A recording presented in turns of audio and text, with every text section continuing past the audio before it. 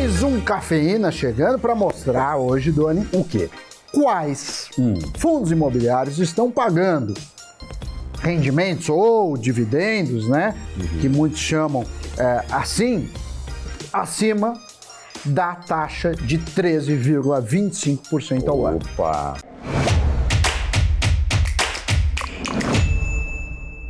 Sim, Sammy Boy muito bem, e sabe que com o avanço dos juros no Brasil, alguns investidores passaram a buscar refúgio na renda fixa, inclusive abandonaram os fundos imobiliários. Só que tem FIIs se beneficiando dos juros em alta e dando uma turbinada na distribuição dos rendimentos. Aliás, onde essa taxa de juros vai parar, Sammy Boy? Você tem algum palpite? Quer falar disso? Ou vamos partir para os fundos imobiliários?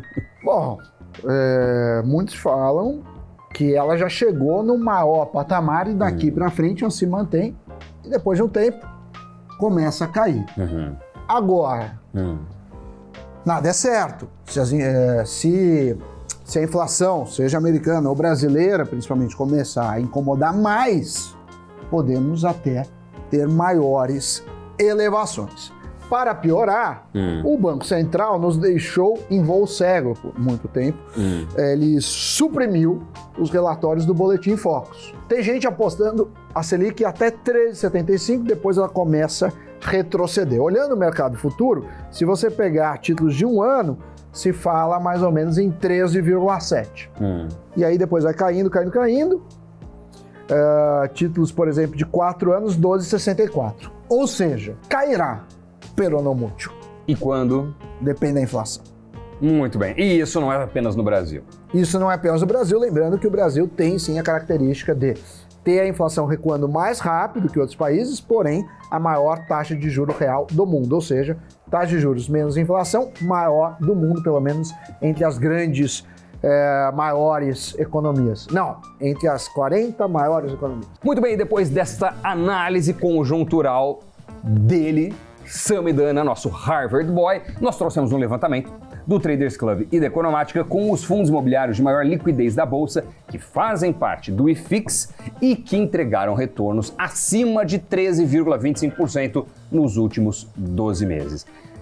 É uma taxa elevada e você precisa saber quais fundos são esses. Mas vale ressaltar aqui que analistas do mercado e gestores evitam relacionar fundos imobiliários com a Selic. Isso porque a maioria dos fundos está atrelada à inflação, em especial os fundos de papel. Então o correto seria comparar com o Tesouro IPCA+, por exemplo, ou o próprio índice de inflação. Inclusive, os CRIs, que são certificados de recebíveis, que muitos FIIs possuem, né, na sua composição, remuneram com base no IPCA.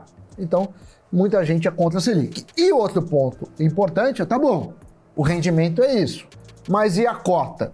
Se rendeu tanto uma cota desabar, eu também não ficarei muito feliz. Então a gente está olhando por partes, no entanto, são rendimentos ou aluguéis que chamam a atenção, que saltam aos olhos ou os olhos? Aos olhos. Saltam aos olhos. Muito bem, e professor Pasquale. E depois desta ponderação justíssima e correta, temos que dizer o seguinte: para quem está focado no longo prazo, tipo 5 anos ou mais, o correto, em se tratando de comparação com os juros, é olhar para a curva mais longa, que pode ser representada pelos rendimentos dos títulos emitidos pelo governo, com vencimento, por exemplo, em 2035. Você vê o que vai acontecer no cenário mais distante. Mas o rendimento desses títulos do governo estão pelo menos 4 pontos percentuais abaixo do dividend yield do IFIX, que é o índice dos fundos imobiliários, sem considerar a inflação.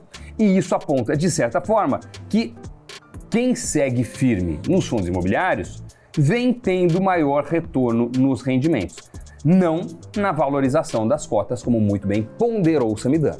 E devemos colocar nessa conta que até agora o rendimento dos FIIs não tem cobrança de imposto de renda, ao passo que aplicações de renda fixa, como por exemplo dos títulos públicos, tem. E algumas modalidades de fundos imobiliários, como os de tijolo, estão com suas cotas, no jargão de mercado de pares analistas, descontados. E essa conjuntura de elementos, né, não cobrança de R, rendimentos grandes, potencial de valorização, pode ser uma oportunidade, uma janela de oportunidade de investimentos.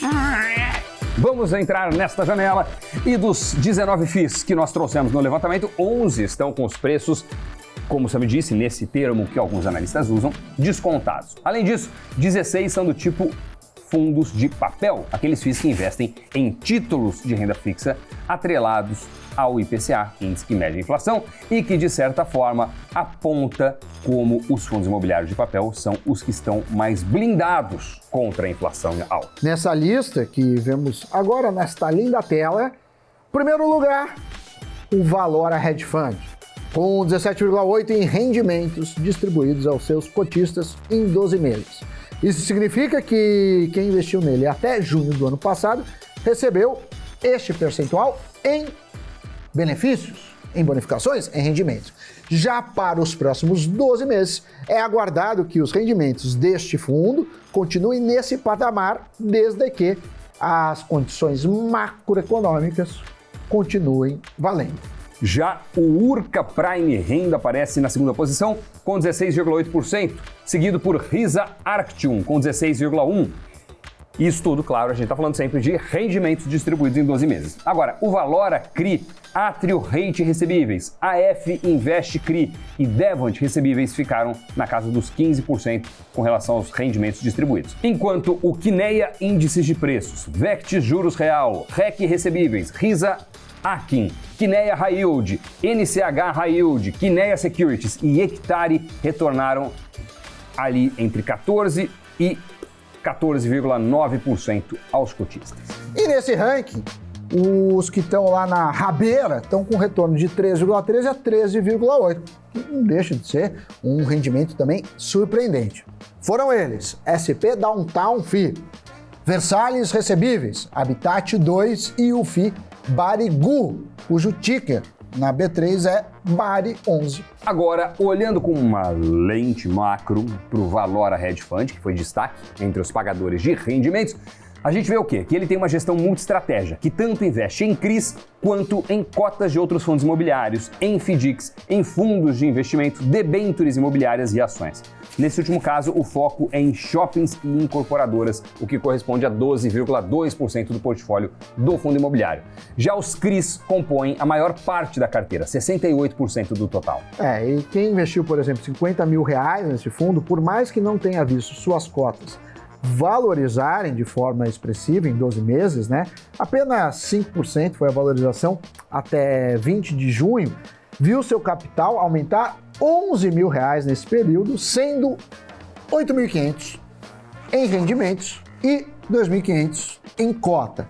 Ao passo que quem investiu em um título do governo atrelado ao IPCA, com investimento mais longo, em 2035, por exemplo, no mesmo período, ou seja, comprado em 20 de junho de 2021 e vendido um ano depois, teve uma rentabilidade negativa, sim, negativa em 3,9%, porque as taxas subiram e aí a venda antecipada dá prejuízo. Ou seja, o investidor teria perdido quase R$2 mil pela marcação ao mercado.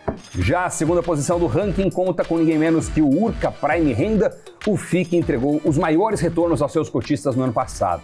Ele é um fundo focado em CRIs, que são os papéis de dívida imobiliária, mas centrado em empreendimentos residenciais. Esse foi um fundo que muitos ficaram apreensivos com a pandemia por conta do receio de inadimplência no setor, já que o foco é em casas, loteamentos, prédios. Mas ele surpreendeu positivamente apesar da pressão no preço dos materiais de construção. Exato, os empreendimentos deste FII estão em sua maior parte no estado de São Paulo, seguido por Goiás, Rondônia, Sergipe, Paraíba, Minas Gerais, Tocantins e Santa Catarina. 12% do portfólio do FII está indexado ao IGPM e 88% no IPCA. O que indica que é um fundo bem gerido e, por enquanto, vem se blindando positivamente contra a inflação. Agora, é claro que a gente deve redobrar atenção ao escolher um FII, porque muitos se baseiam só nos rendimentos, salta aos olhos ver as cifras acima de 13% ao ano, mas a gente deve se lembrar que fundo imobiliário, em especial os fundos de papel, investem em títulos de dívida, então existe sim um risco de crédito embutido na carteira. Logo, estudar a composição do portfólio, o histórico de gestão é super importante. Em cenários como esse que a gente vê, de inflação alta, de juros sendo elevados, tudo isso também favorece o aumento da inadimplência. E é algo que pode afetar a receita dos fundos imobiliários de recebíveis. A alta da inflação fez a Selic subir e isso encareceu o crédito para o comprador de imóveis.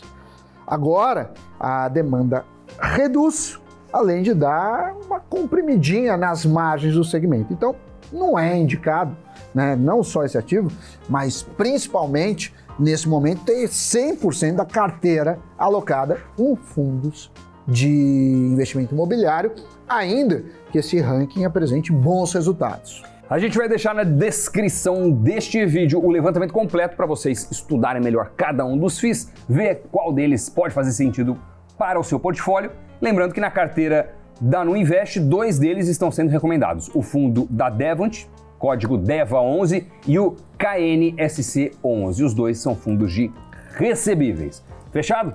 Se você curtiu esse programa, deixa aí o seu like, principalmente se inscreva no Invest News. Se inscreva no nosso canal, que isso ajuda bastante. E vamos agora para Nos fortalece. Isso, nos fortalece. E precisamos desta estamina, desta proteína. Sim. De seguidores. De likes, seguidores, curtidas, comentários. O pack completo. Exatamente. Dito isso... O quê? Giro de notícias.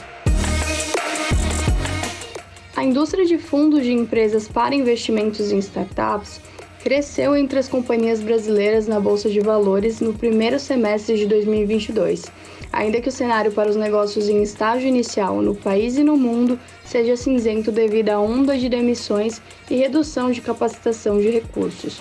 Um estudo mostra que 13 empresas que pertencem atualmente ao Ibovespa fundaram fundos neste ano, contra 8 em todo o ano de 2021. Alerta aos entusiastas de Bitcoin. Wall Street espera que o colapso da criptomoeda fique muito pior. O token tem mais chance de cair para $10 mil, reduzindo seu valor aproximadamente pela metade, do que voltar para $30 mil, segundo 60% dos 950 investidores que responderam à última pesquisa MLIV Pulse do blog de mercados da Bloomberg. 40% acham o contrário. As stablecoins, moedas digitais vinculadas a outros ativos, como moedas fiduciárias e commodities na proporção de 1 para 1, devem urgentemente serem submetidas a uma maior supervisão regulatória, antes que possam se tornar um risco para a estabilidade financeira, de acordo com o Banco Central Europeu. Notícias giradas, Samidana. Agora sim podemos nos despedir. Obrigado pela companhia. Um ótimo dia, enfim, uma ótima atividade para você. Não importa o que esteja fazendo, a gente se encontra no próximo Cafeína. Tchau. Tchau, tchau.